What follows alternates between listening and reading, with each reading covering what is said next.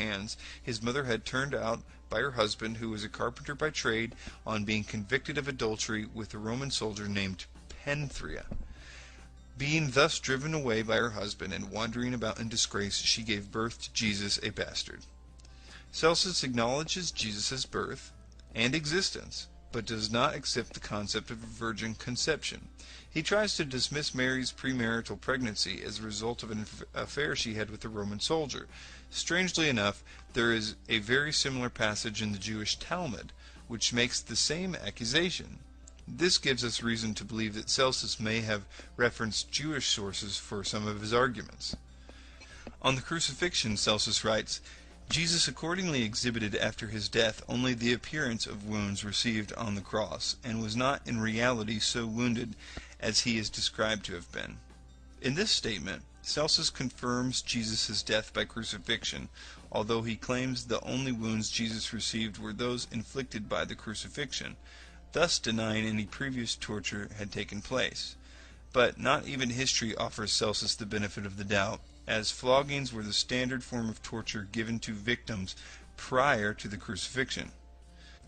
Celsus contradicts himself yet again when he later states that Jesus was probably never even crucified, but instead had an impostor die in his place. Skeptic Interjection 1. Celsus also states, "It is clear to me that the writings of the Christians are a lie, and that your fables are not well enough constructed to conceal this monstrous fiction."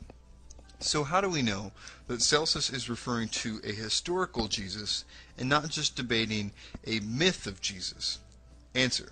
Evidence which shows Celsus to be refuting aspects of a historical Jesus is as follows. Number 1. Satisfied with his presentation of evidence, Celsus offers his conclusion that Jesus was only a man, not a myth or a god, as the apostles had claimed. That's pretty clear that he thought that he existed. Number 2, instead of denying the alleged events, Celsus offers alternative theories to the early Christian claims, like the virgin birth being a cover-up for an illegitimate pregnancy, and the miracles actually being the works of sorcery. If he was discussing a mythical character, he would not have needed to go to such lengths, but to merely have dismissed Jesus as a myth. After all, there is no easier way to discredit a religion than to assert its founder never existed. Of course, this is the argument Celsus never makes. Number 3.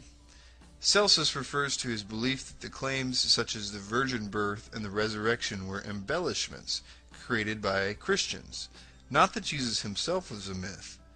Celsus was debating the claims of Jesus' divinity, not his existence. Gaius Suetonius Tranquillus lived from 69 to 130 A.D.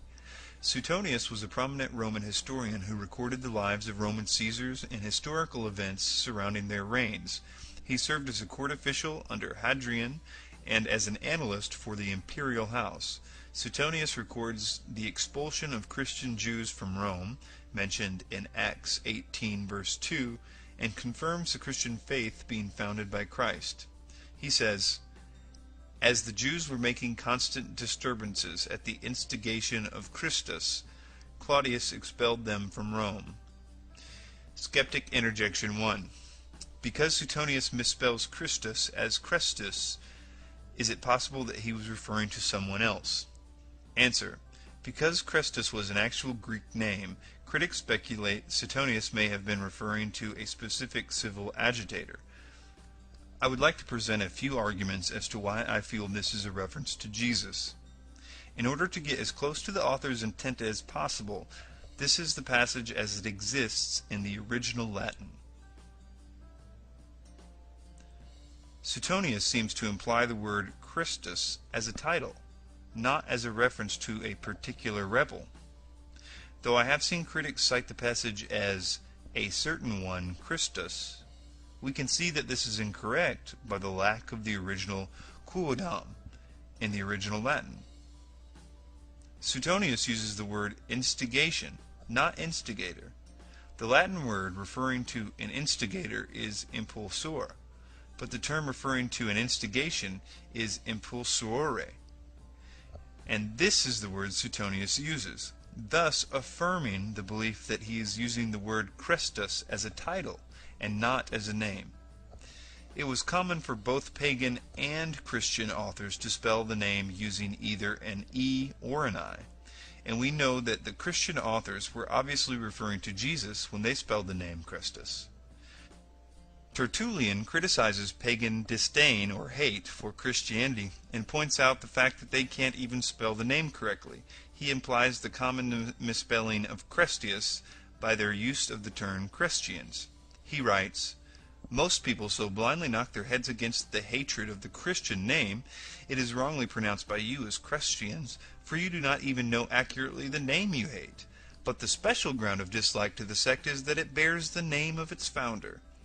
Apology, chapter 3. Next is Thallus, unknown to 52 AD. Although his works exist only in fragments, Julius Africanus debates Thallus' explanation of the midday darkness which occurred during the Passover of Jesus' crucifixion. Thallus tries to dismiss the darkness as a natural occurrence, a solar eclipse. But Africanus argues, and any astronomer can confirm, a solar eclipse cannot physically occur during a full moon, due to the alignment of the planets. Phlegon of Tralles, a 2nd century secular historian, also mentions the darkness and tries to dismiss it as a solar eclipse. He also states the event occurred during the time of Tiberius Caesar. This is what was written. "On the whole world there pressed a most fearful darkness. The rocks were rent by an earthquake, and many places in Judea and the other districts were thrown down. The darkness Thallus, in the 3rd book of his history, calls, as appears to me without reason, an eclipse of the sun. For the Hebrews celebrate the Passover on the 14th day according to the moon, and the Passion of our Savior falls on the day before the Passover. But an eclipse of the sun takes place only when the moon comes under the sun, and it cannot happen at any other time." Phlegon records that, in the time of Tiberius Caesar, at the full moon, there was an eclipse of the sun from the 6th hour to the 9th, manifestly that one of which we speak. Skeptic Interjection 1. Why doesn't Pliny the Elder or Senencia mention this event in their writings? Answer.